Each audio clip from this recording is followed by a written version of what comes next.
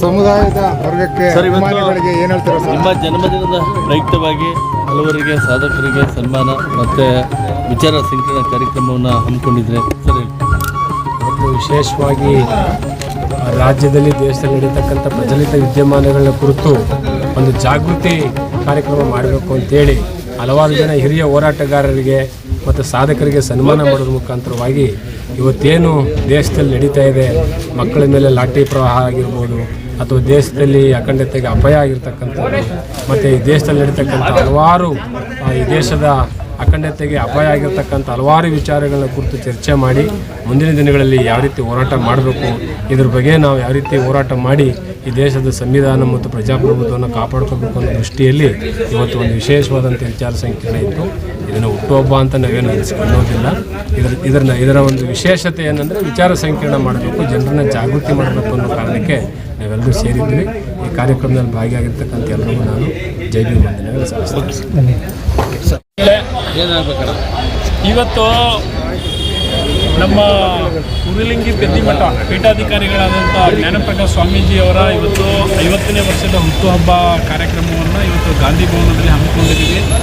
ಈ ಹುಟ್ಟುಹಬ್ಬ ಅದೇನು ನಾವೇನು ಆಡಂಬರಕ್ಕಾಗಿ ಹಮ್ಮಿಕೊಂಡಿಲ್ಲ. ಇದು ಹುಟ್ಟುಹಬ್ಬ ಒಂದು ಪ್ರಚಲಿತ ವಿಚಾರ ಸಂಕಿರಣ ಮಾಡುವುದರ ಮೂಲಕ ಮತ್ತು ಏನು ಸಮಾಜದಲ್ಲಿ ವಿವಿಧ ರಂಗಗಳಲ್ಲಿ ಯಾರ ಸೇವೆ ಸಲ್ಲಿಸಿದ್ದಾರೆ ಅಂಥವರಿಗೆ ಸನ್ಮಾನ ಮಾಡೋದ್ರ ಮೂಲಕ ಇವತ್ತು ನಾವು ಈ ಕಾರ್ಯಕ್ರಮ ಇಲ್ಲಿ ಹಮ್ಮಿಕೊಂಡಿದ್ದೀವಿ.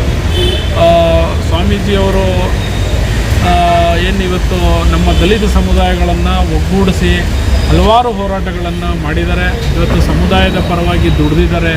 ಅಂಥವರಿಗೆ ನಾವು ಇವತ್ತು ಭೀಮ್ ಆರ್ಮಿ ಸಂಘಟನೆ ಮತ್ತು ಛಲವಾದಿ ಮಹಾಸಭಾ ಸಂಘಟನೆಯಿಂದ ಇವತ್ತು ಸ್ವಾಮೀಜಿಯವರ ಒಂದು ಹುಟ್ಟುಹಬ್ಬವನ್ನು ಮಾಡಿದ್ದೀವಿ. ಇಲ್ಲಿ ವಿವಿಧ ಜಿಲ್ಲೆಗಳಿಂದ ಮತ್ತು ಎಲ್ಲ ತಾಲೂಕುಗಳಿಂದ ಮತ್ತು ಲೋಕಲ್ ಬೆಂಗಳೂರಿಂದ ಅಧಿಕಾರಿಗಳು, ಅವರ ಅಭಿಮಾನಿಗಳು ಎಲ್ಲರೂ ಬಂದು ಇವತ್ತು ವಿಶ್ ಮಾಡಿದ್ರು.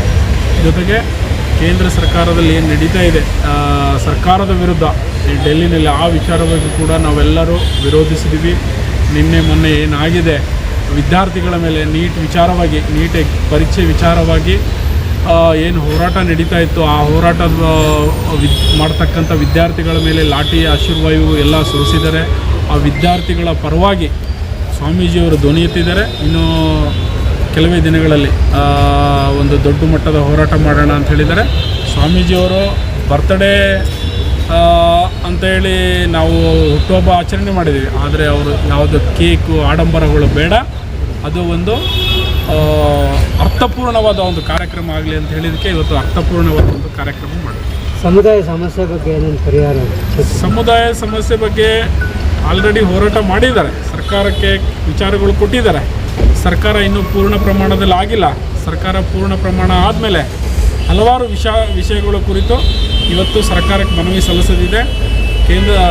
ರಾಜ್ಯ ಸರ್ಕಾರಕ್ಕೆ ಮತ್ತು ಕೇಂದ್ರ ಸರ್ಕಾರಕ್ಕೆ ಸ್ವಾಮೀಜಿಗಳ ನೇತೃತ್ವದಲ್ಲಿ ನಾವೆಲ್ಲ ಹೋರಾಟಗಾರರು, ಸಮುದಾಯದವರು ಸ್ವಾಮೀಜಿಗಳ ಜೊತೆ ಇದ್ದೀವಿ. ಮುಂದಿನ ದಿನಗಳಲ್ಲಿ ನಾವೆಲ್ಲ ಹೋರಾಟ ಮಾಡ್ತೀವಿ.